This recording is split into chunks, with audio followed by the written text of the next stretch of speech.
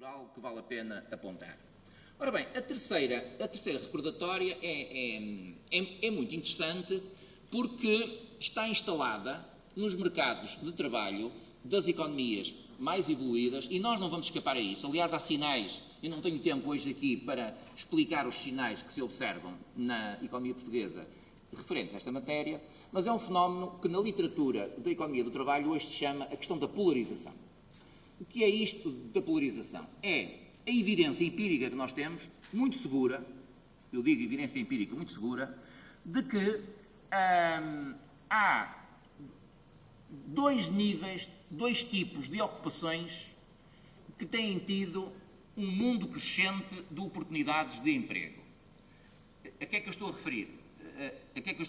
Estou a referir-me ao topo da pirâmide, ou seja, às ocupações em que a qualificação é mais elevada e os salários são muito mais elevados. Ora, e esse topo da pirâmide, ele tem tido um crescimento de oportunidades de emprego. É nítido isso. Isto é? E mais, esse topo da pirâmide resistiu muito bem à grande recessão. Ou seja, esse topo da pirâmide não teve muitas perdas de emprego.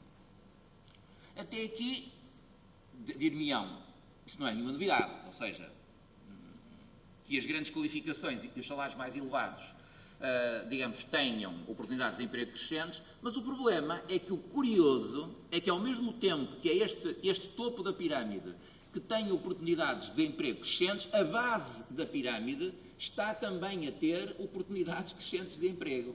Ou seja, as baixas qualificações e os baixos salários têm tido crescentes oportunidades de emprego. E há aqui uma dualidade. O topo e a base têm tido oportunidades crescentes de emprego. E onde é que se tem perdido o emprego, onde é que se tem destruído o emprego? Nas qualificações intermédias e nos salários intermédios. Ou seja, naquilo que nós chamamos os white-collar jobs e os blue-collar jobs. Portanto, que têm perdido e de que maneira perderam na grande recessão. Isto, por exemplo, nos Estados Unidos é de uma evidência extrema. Ora bem, a razão é, onde é que estará a verdadeira explicação disto?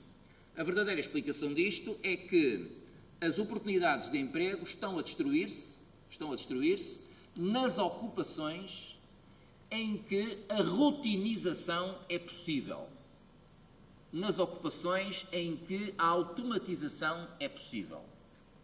Isto é, nas tarefas onde nós podemos ser substituídos por uma máquina, por um computador, ou por uma externalização a fim de pôr esse serviço a ser feito na China, na Índia ou noutro sítio qualquer, é fatal destruição de emprego, como estamos a verificar nos últimos tempos. Ou seja, no topo da pirâmide, e por estranho que pareça, na base da pirâmide, estão tarefas, no topo, abstratas. A capacidade de resolução de problemas, a intuição, a investigação, etc. Na base, as tarefas manuais. Mas as tarefas abstratas e as tarefas manuais não são, com muita grande facilidade, rotinizáveis. Ora, como não são rotinizáveis, é essa a grande defesa contra a vulnerabilidade das ocupações e dos postos de trabalho. No meio, onde estão muitas das ocupações que são suscetíveis de ser automatizadas ou rotinizadas ou muito codificadas. Reparem, uma tarefa muito codificada pode-se exportar para a China e para a Índia, porque estando muito codificada, ela não exige uma grande qualificação. Ora, e se a pudermos fazer a custos mais baratos, externalizamos. Ora, esta polarização é terrível. É terrível porque atravessa de maneira decisiva os mercados de trabalho portanto, na economia portuguesa começa a haver sinais disto e, portanto, há profissões, eu tenho aqui algumas profissões exemplares disto, não é? E onde é evidente que nós temos que incluir alguns elementos de índole complementar. Alguns elementos de índole complementar, a maneira como reage e como está a evoluir a oferta de qualificações. Ora, e em Portugal nós temos especificidades muito grandes. Ou seja, nós estamos num período de intensíssimo aumento de oferta de portanto, associada às qualificações e com diferenças de género apreciáveis. O auditório de hoje é uma evidência disso, não é? Portanto, nós já devemos ter ultrapassado hoje o rácio de, portanto, uma em cada 4 das mulheres em Portugal dos 25 aos 34 anos é licenciada. Já devemos ter ultrapassado este rácio, que era um rácio de 2005 ou 2006. Isto é uma revolução. Isto é uma revolução. É evidente que quem dava aulas já teve esta percepção muito cedo, porque bastava estar atento aos auditórios e perceber a composição etária e de género do auditório, mas, por exemplo, isto é evidente que pode influenciar esta tendência, mas a questão da polarização, enquanto pelo menos o paradigma das tecnologias de informação e comunicação continuar a dominar a economia, esta polarização é uma ideia que atravessa extraordinariamente os mercados de trabalho e, portanto, dentro da vossa perspectiva, haja condições na economia portuguesa para absorver as grandes oportunidades que resultam no topo da pirâmide, ou seja, as ocupações e as qualificações que exigem, especialmente, as tarefas mais abstratas, que são típicas de uma licenciatura ou de uma pós-graduação. Portanto, isto é um elemento estrutural que convém, digamos, estar atento e que marca bem o mercado de trabalho. Ora bem, o último ponto é descer à terra, é perceber em que economia portuguesa é que estamos. Ora bem, e aqui este assunto, digamos, tem sido muito pouco debatido e explicado aos portugueses. E aí a classe política portuguesa tem, de facto, responsabilidades muito gravosas nisto. Quer dizer, a gestão das expectativas, a maneira como tem sido feita a gestão das expectativas da população portuguesa, e especialmente da população jovem, é grave. E porquê? Porque não há dúvida que a economia portuguesa foi impactada pela grande recessão, é óbvio. Como economia pequena que é, aberta ao exterior, a grande recessão internacional impacta necessariamente a economia portuguesa, mas o problema é o momento em que se produz o impacto. Ora, e de facto, a economia portuguesa é impactada num processo interno muito complicado de ajustamento às incidências da globalização.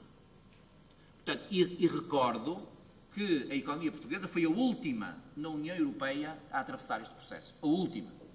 Por razões históricas, mas pronto, nós não escolhemos necessariamente os momentos históricos, não é? A verdade, por exemplo, é que a Espanha realizou esta operação muito mais cedo, não é? Portugal foi a última. Ora bem, e portanto, estamos numa economia em que a modernização ao nível da tecnologia e das infraestruturas, isso parece indiscutível, o país está diferente do ponto de vista das tecnologias e das infraestruturas, mas uma economia destas, que tem esta revolução do ponto de vista da tecnologia e das infraestruturas, não gera automaticamente a procura de qualificações. Ou seja, as organizações em Portugal, as empresas, etc., não procuram as qualificações mais elevadas imediatamente após a revolução tecnológica e das organizações. Há um indicador que é assustador, não é? Na segunda metade dos anos 90 e nos primeiros anos da década em que estamos ainda, 50% do emprego de licenciados, imaginam onde foi absorvido? No setor público. 50%. O raciocínio é imediato. Será que nos próximos tempos vamos ter o mesmo contexto? Radicalmente não. Ou seja, nós não temos a mínima possibilidade do setor público continuar a absorver 50% ou mais das qualificações de formação superior em Portugal. Ora bem, isto é trágico e receio não vos animar muito, não é? Mas é trágico enquanto as empresas não começarem a procurar as qualificações ao ritmo que a evolução dos níveis de qualificação em Portugal exige.